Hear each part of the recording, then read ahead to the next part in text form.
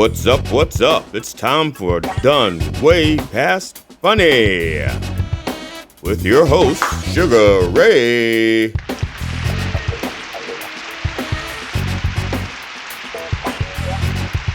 And G.D. Fenderson. Join us as we take a look back at the first time comedians took the stage with this week's guest, Joey Coon. It's time to get down and get dope with Done Way Past Funny.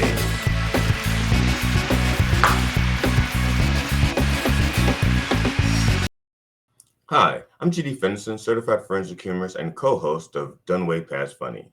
This is part 2 of our interview with the moderately likable and reasonable Joey Coon of Dead Horse Comedy.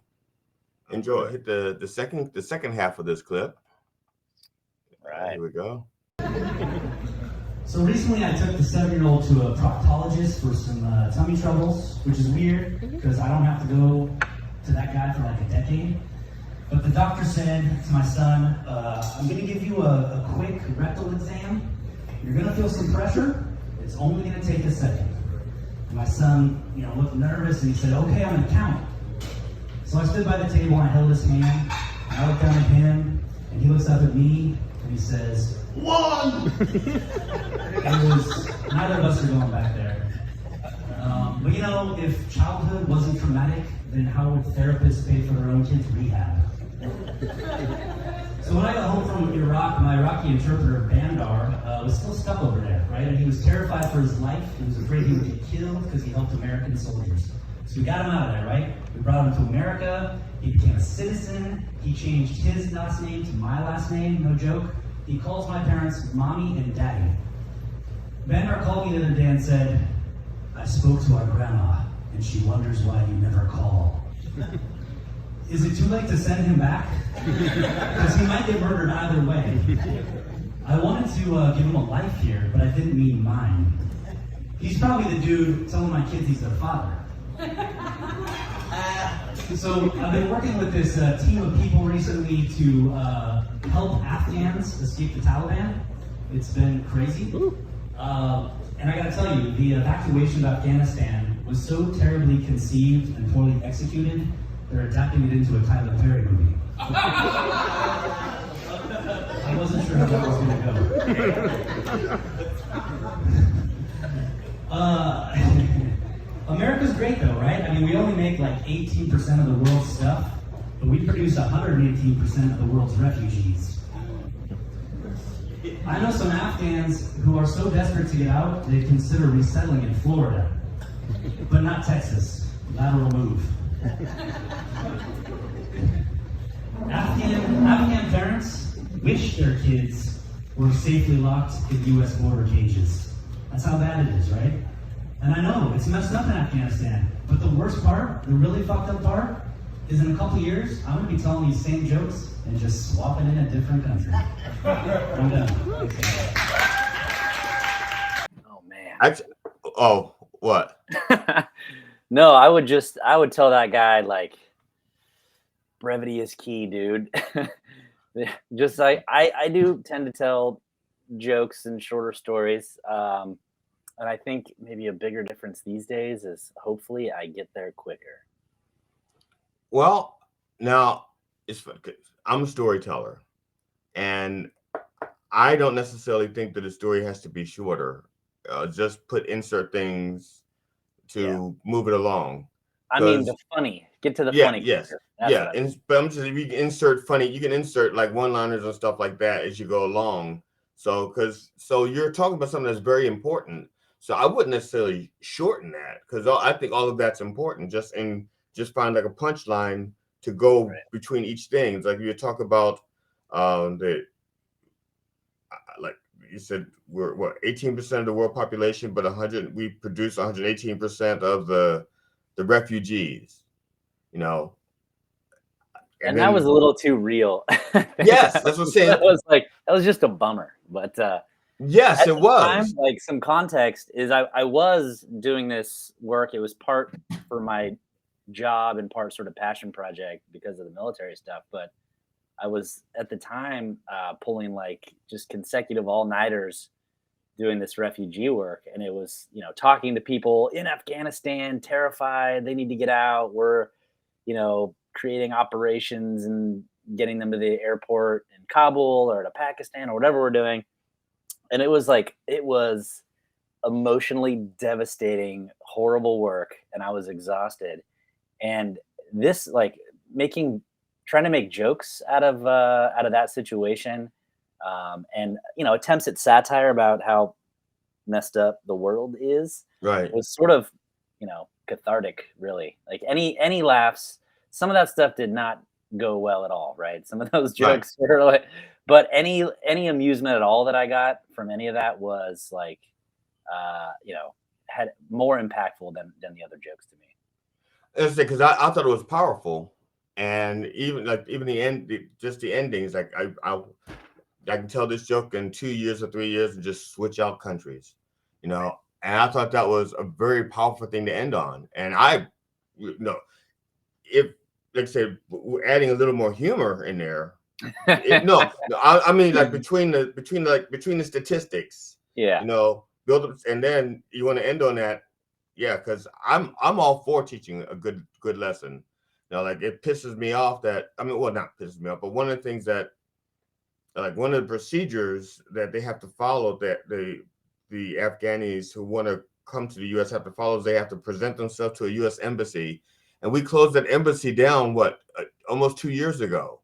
Yeah. So, but that's still the procedure.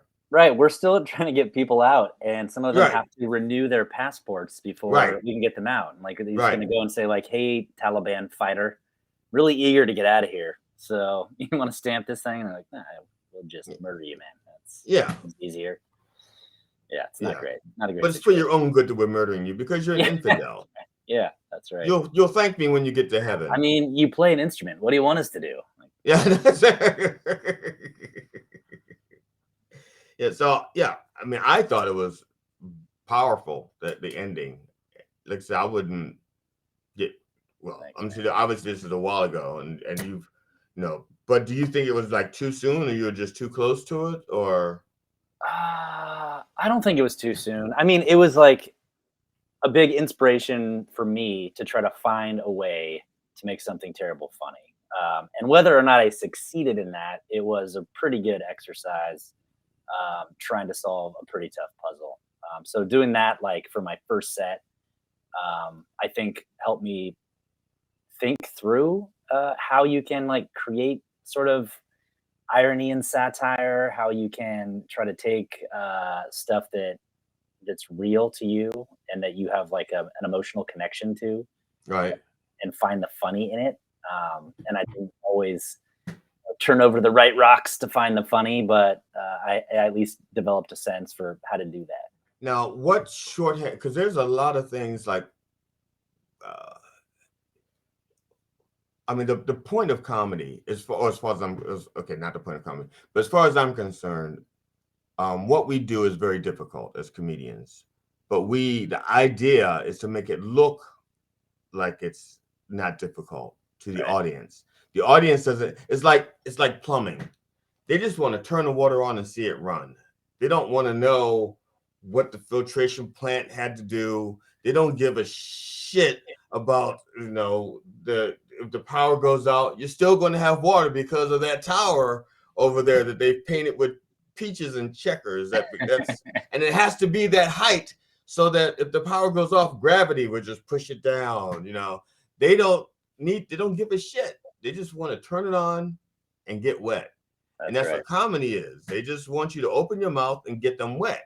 And so, and they don't want to know that how hard it is. So, with all the comedians you've seen, have you like learned little tricks, that little shorthands that help you make it look easier, or have you found a little bit. Easier? I mean, I think you're totally right. Like they want it to look. Okay, wait, let me stop you right there. You don't have to think I'm totally right. I am totally right. You can just skip that part. No, I'm just teasing. No, I'm fucking with you. Go ahead. They want it to look effortless. They don't want to see the strings. Yes. And that's really tough, right? I mean, that's something I work hard to improve on, and it's just going to take a long time before you start getting to where you want to be, because that appearance that you're just rolling. And there, we all know lots of comics who are great at crowd work and thinking on their feet, and that's another thing that comes with time. But most comics have rehearsed that joke or that story a gazillion times, and they've written it and practiced it in such a way that it doesn't look like they wrote that shit on paper ever. And just, observing comics, conversations with comics, finding tricks to bring the audience in, like make it appear conversational, because maybe you're starting a conversation with the audience before you get to your prepared material. Right. Maybe you're asking questions and which way, whether you're going to zig or zag depending on how they respond to the question. Those sorts of things are super helpful. Just even how you carry yourself on stage, like where you're looking. One comic was telling me, sort of like when you're delivering a setup, look to the sides of the audience, and when you're delivering the punchline, look straight out over the whole audience. Just things like that to bring people on the wings of the room in with you, right? So just certain things like that to keep people on board. Again, like that likability is just really important, I think, for a lot of comedians, that like you are taking these people on a ride, and maybe you're going to talk about some tough subjects. Maybe you're going to say some terrible things, and they need to know that there's that twinkle in your eye, right? Yes. That like you're poking fun. You don't really maybe believe that, or you're exploring an idea, but what do I know? I'm just an idiot. Like you need some way to get their buy-in, and there are just so many really cool ways to do that, and it's fun to sort of experiment with those. Another thing I'll say, man, is I told the joke where like Tyler Perry is the punchline, and I did not know how that was gonna go, and I gotta say I was a little nervous. That mic, that room, is sometimes sort of considered a black room, right? Right. Which is a term of art in comedy that still sounds bad to my ear, but I've got worse. But you know what I'm talking about. Oh yeah. And I went back when I was telling that joke. You do it in all sorts of rooms, and if there was a room with a lot of white people, you'd get like, oh, nothing but silence. And in rooms that were more mixed, just funny reactions every time, man. It was a weird ride, but I never felt like, especially my first week, a little apprehensive. Actually, I wrote that down here. The Tyler Perry movie reference. Because I thought it was funny, but I don't like any of his movies. Well, and then but then you like build on that too, right? And that's another way to get the audience in. So because I knew that like mileage will vary with that joke, sometimes it would get like groans or like, no, you didn't just talk shit about Tyler Perry, and then you'd follow up with like, oh my bad, we got a lot of big fans here of but now I know a Medea Halloween, and then you get them back, right? This is what you do now. You make the Afghanistan situation a Tyler Perry movie. In other words, you start going, so whatever you do is like, and Medea did blah blah blah. So you now. I did that once, man. You just take that whole thing, just expand upon it. So make the Tyler Perry movie part of this, and a mash. Like you're now doing the Afghanistan evacuation as a Tyler Perry movie. I did that once with Ukraine, and I was like, Medea's in Ukraine. She's got a yellow and blue floral print dress, and she's just stealing Russian tanks. Yeah, see, so you okay, scratch that advice. You don't need that. I thought I was helping. No, man. I also put that one to bed. That joke to bed. But it is true. You can just swap in different countries, because I had hit some of that material with Ukraine. Yeah. Now, sad fact about the world, my friend. You know how the newspapers, the newspapers and the news media, whenever a star or celebrity gets close to death in age, they know they're ready to go. They have the obituaries waiting on the side. Sometimes years in advance. Yes. Is there a celebrity you're waiting to die so you can just do their obituary? Yeah, I mean, just think of it like, because okay, for example, I'll help you out here a little because you didn't know I was going to ask you this, and it may even sound pointless. But for example, I don't know a comedian who doesn't have at least one Keith Richards living too long joke. Yeah, But that's been beat to death, right? At this point, yes, I'm sure. I mean, when something happens, like the Queen dies, right? yes, Every mic you go to for the next week is Queen jokes, right? yes. When Woody Allen and Bill Cosby die, those will be a different kind of joke, but every comedian will have something, right? Or when Chris Rock got slapped by Will Smith, you can tell when something happens, something topical that is going to come up again and again and again, and probably for too many weeks. But I don't know, man. I kind of try to avoid that. I do like some topical stuff, especially at mics or if I'm hosting a show. I think like some sort of topical hook, something everybody's read in the news like that day or recently is good because it shows that like you wrote something or like you came or again like you came up with it on the fly. I'm just thinking about the Queen up here on the stage in front of 100 people. Yeah. So I think the topical stuff is useful, but I don't know. I think that stuff's shelf life is the one time you tell it at an open mic, or if you just happen to have a showcase within a day of that thing happening. Otherwise, it gets stale. There are 90 versions of that joke everywhere, including the internet now, right? We were talking about how things have changed, I'm sure, in comedy with the internet. Yeah. There are probably 1,000 people that told your joke on Twitter already. Yeah. But I love the topical. I mean, for me, it's like one of the ways I practice joke writing most often, right? You just flip through your phone or whatever news site, pick up the paper or whatever, and then just write like the straight line, some interesting thing that happened, and then find that unexpected twist. That's just like a fun exercise to kind of do every day to loosen up the funny muscles or whatever. Now, have you written a joke that you thought was really, really good, but it's just not one that you would do? And you just say, hey, Danny, this would be perfect for you. I can't do this. I can't tell this joke. I can't pull it off. I'm too white, but you're Hispanic. You can pull it off.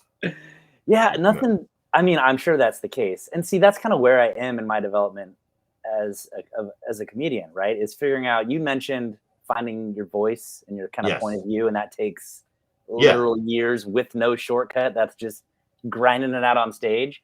So I'm still in the thick of that process, which means I probably tell jokes all the time that shouldn't come out of my mouth, meaning like that I should have an established voice, and that probably doesn't fit with what it should be.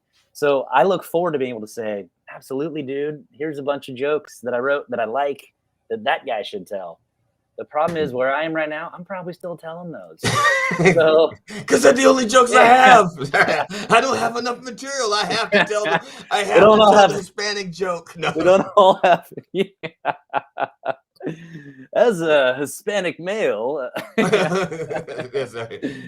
don't have 90 minutes, bro. But no, and I mean, another thing that just kind of helps, keep you limber is all these mics, right? You're listening to tons of friends tell jokes. Right. And oftentimes I'm kind of scribbling down jokes that people are telling that I really liked, just because I kind of want to tell them. You get off the stage, and whether you think you did well or not, often your friends or other comics will say like, good set. Or I kind of like to be able to tell people what joke I liked. Like I actually was paying attention, and this joke was funny. Right. But in the process of doing that, you're thinking of like tags, right? Like obviously, just like an additional punchline to add to the punchline of their joke. So I think that's a fun thing to do at most mics, just because it's good practice, but it's also nice to hand people ideas. Like I would love it if after every time I got off stage, someone was like, that one all right, but what about these 10 ideas? Well, I do that a lot. I do that at the end of people's sets at open mics and at shows. As a matter of fact, you do that every time that you're at our mic. We spend 2 hours talking after the mic's long over. I was at a show where I paid to be there to see a nationally touring headliner, And after the show, we're talking, and I'm telling him what he could do to punch it up. and he's Listen, like, Chris Rock, I have no. literally, last night, I was at an open mic. And there were only 2 black comics there, myself and Frank James. I don't know if you know Frankie James or not. I know Frankie J. Okay, Frankie James. We're the only 2. And this is the 3rd time in like a month I'd seen him at an open mic.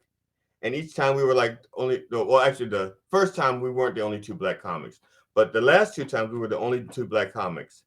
And so last night, and each time they put us up back to back, me and then Frankie, each of the 3 times they put us like back to back, just like that.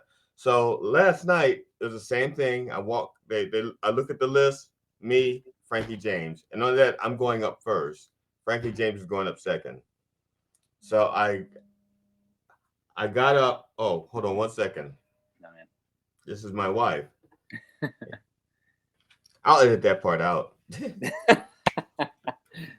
So last night, I'll give it. So last night, I walk up to the thing and I said, I'm nervous because I just realized that Frankie James and I are the only 2 that got the memo to show up and perform in blackface.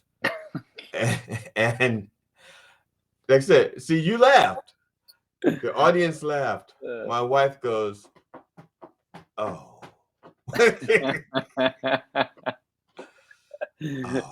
Oh. And everything, but it was just laughing. It's like, yeah, I thought it was funny. I love it.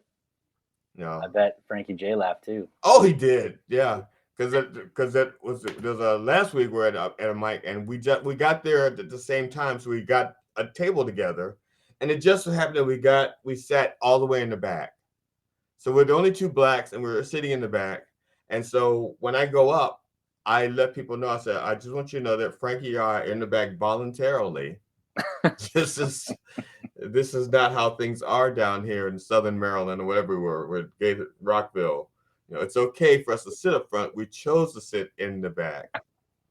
We just can't drink out of the same cups as you guys.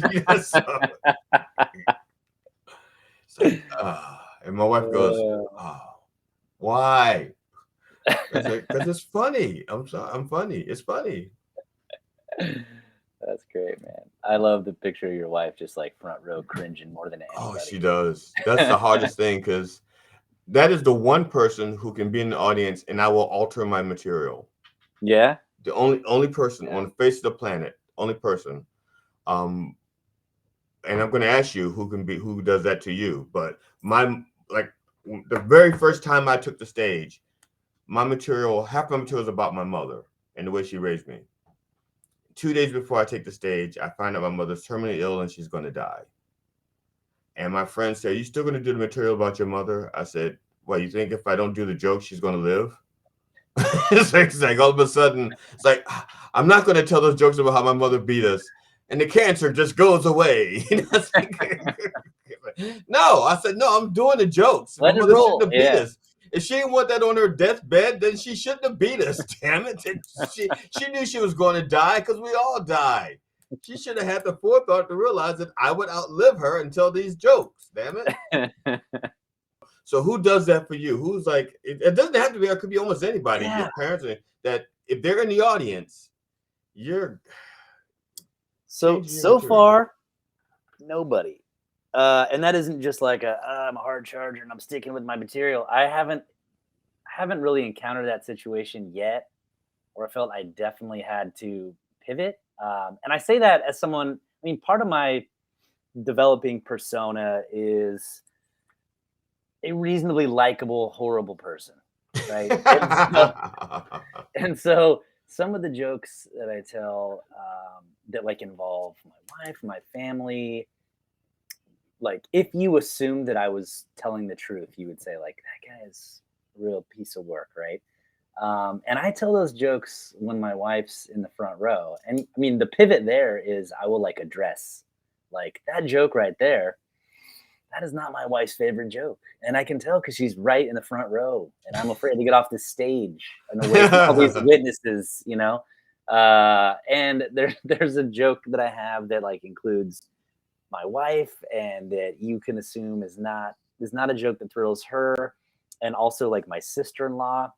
And I remember the first time I told that joke in front of my wife, and she was laughing her ass off, and so it was fine. And then a few months back, my sister-in-law came to a showcase for the first time, and I Mhm. just let it rip, man. And I think part of it is, I don't know, I like these jokes. I want to tell these jokes. I like establishing, I think, a persona or a voice that people kind of understand is an exaggerated me, right? Mhm. And so you can get away with a little more there. But also, I'm kind of, I'm new enough that I'm kind of afraid if I start picking and choosing, I can look at any audience and say like, I'm assuming reasons why that person might not like this joke, or that Right. person might not like this one, like parsing the crowd. Then like when I when I'm on stage and I feel that way, I know, and you can probably tell from the audience, that I'm pulling back on my own joke, and that Right. never goes well, right? Like Right. if I'm not Yeah, that's true. committed, especially if it's a tough topic or it's something dark or whatever, if I'm not committed to it and I'm not like just leaning in, then if they see me pull back, then no one's on board, right? And it just falls flat. And Yeah. I would rather just see, let the chips fall where they may with the wife on that joke, than pull back and have told that joke and got zero laughs to justify it. Yeah. So That's one of the I don't know. that's one of the pieces of it when I'm talking to younger comics. That's one of the things I tell them. I said, if you're uncomfortable telling a joke, no matter how funny it is, if you're uncomfortable, the audience is going to be uncomfortable, Yeah. and don't tell that joke until you're comfortable with it. You know, and now, Well, tell me if you think this is true. I'm curious. I could also imagine, like if I bring up notes like I did last night at a mic, and I want to try out a bunch of jokes and see what works and what doesn't. I'm constantly referring back to it, because it's not like a coherent themed whole, string of jokes. It's not like a big chunk. It's just a bunch of little things I want to try, right? But when I look at my paper and then I tell the joke, they know that a joke is starting and probably when it's stopping, right? So if I mess that up, they're pretty aware that I just messed that up. And if you're doing your thing, I would imagine it would be, and you don't have notes, and it's seemingly more conversational and a bigger story. Like if you miss a punchline or forget a part, or they're probably none the wiser, right? Like you can keep going and get to the next spot. Whereas maybe, like in my case, if I'm looking down at notes, it kind of signals that you just messed up. what am I? Every season, every year, I write a new opening joke. My opening joke is, I always get nervous before I take the stage. And my wife Penny is so supportive, and she calms me down. She gives me the strength to go on. She says to me, my wife Penny says to me, "Don't, just relax. The audience does not know your material. They don't know what you're going to say. They don't know if you mess up. So if you mess up, just lean into it." Then I say, for example, my wife's name is Carol, not Penny. And if I didn't tell you, you wouldn't be any wiser. And so that's the opening joke that I do now. Yeah.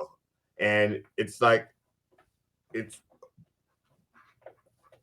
I don't want to say it's universally funny, Yeah, it's a good but joke. it prepares people for, Yeah, the ride. yeah, that's it. So it's like, yeah. That's also my philosophy. It's like, if you didn't know, if you don't know my material. So if I lean into it, you just go along for the ride. Especially since I'm a storyteller, as opposed to a guy who like tells joke, joke, joke, joke, joke. Because I don't believe in that formula. That formula says you have to tell a joke every 10 or every 12 seconds or something like that. Yeah. Fuck that. Okay. I do long form. So like this, I when I'm done writing when I write my show, I write it out on paper. I count the number of laughs I have, and I average it. I average it for the time, and then so I average a laugh every 12 seconds. Right. But You might go 3 minutes. Yeah, right. between, But I'm not going to go I'm not going to go 3 minutes without a laugh. I'll go 30 to 40 seconds without a laugh. But sometimes I'm actually interacting with the audience during that 30 because I'm getting them to like. And last Tuesday night, I had a guy say to me, a comic, say, you need to pick up your pace. I said, I'm telling stories. yeah, I mean, I get it how that kind of thing, that kind of advice is helpful for guys like me, who are starting out, getting our legs under us, that sort of thing. But then Right. eventually, when you know what the kind of rules are, when you can break them and develop your own style. I just think of I saw Ali Siddiq, who's like one of my favorite comics right now. I think his special this year, Domino Effect, I think is like hands down my favorite special of the year. But he's a storyteller, and I saw him live a few weeks ago, and he was hysterical. But he did like a full hour, and it was kind of separated into 20-minute chunks of stories. Right. And it was so funny, but it was also amazing for me to see, like, he would go like 5 minutes without a laugh, and like, but it was developing this story and building up the tension, and then pressing that button and everybody exploded, right? Yes. So it was cool to see that craftsmanship. But Tommy comic, who's been doing it for 10 years, might go to that guy and say like, well, you really should have X number laughs per minute. And I would just say, get the fuck out of here. This guy is a master. He knows what he's doing. He's got his voice and his style. You've got yours, right? Yeah. And that's what I'm saying. So it takes a little bit of time to get that confidence also. Because like you just said, you like to be the lovable, despicable guy. What was it you just said? Yeah, like a moderately likable, horrible person. Yes. Now, was that deliberate? Did you deliberately say this is what I want to be, or did you just start talking and realize, wait a minute, this actually is who I am? I think it's like an exaggerated version of who I am, right? Like you pick out, or kind of what I did. I kind of like think of your flaws or your perceived flaws that other people kind of see in you, and then like turn those things up to 11, like just a couple of them, right?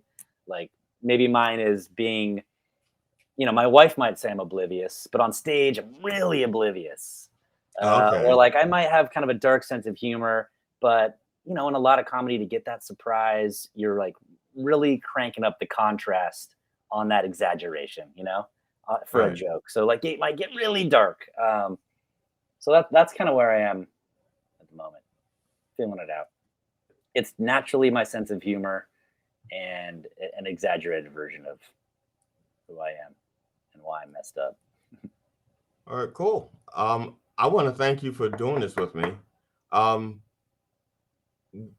Again, let people know how they can stalk you. Yeah. Social media. Deadhorsecomedy.com. You can check out our weekly mics at Crystal City Sports Pub every Wednesday in Northern Virginia. We have monthly showcases. Next one up is Friday, January 27th. We've got Casey James Salengo as our headliner, and Courtney McGinnis as the feature. They're awesome. See them a lot at like the Comedy Cellar in New York. Casey's done a bunch of late night spots. It's going to be an awesome show. Those things sell out. So if folks can make it, they should. But that's January 27th? Friday, January 27th. What I'm going to do is I'm going to make a little promo video to talk about this show and then talk about that and put that out there. Yeah, appreciate you. Oh, hell. It's good to talk with you, man. You're shocked. It's good to talk with you, man. It's been too long. Hopefully you can swing by one of these Wednesdays. Oh, sure. And tell Danny not to be afraid. He can yeah, I told him, and I'll bug him again. He's just been busy, family, work, comedy, but I'm sure he loves it. It is. It's just because he's Hispanic and he's just late. He's just like mañana. Yeah. No. All right, man. I'll tell him. All right. Just being lazy. All right, brother. Thanks. All right, late. Peace. Good talking with you, man.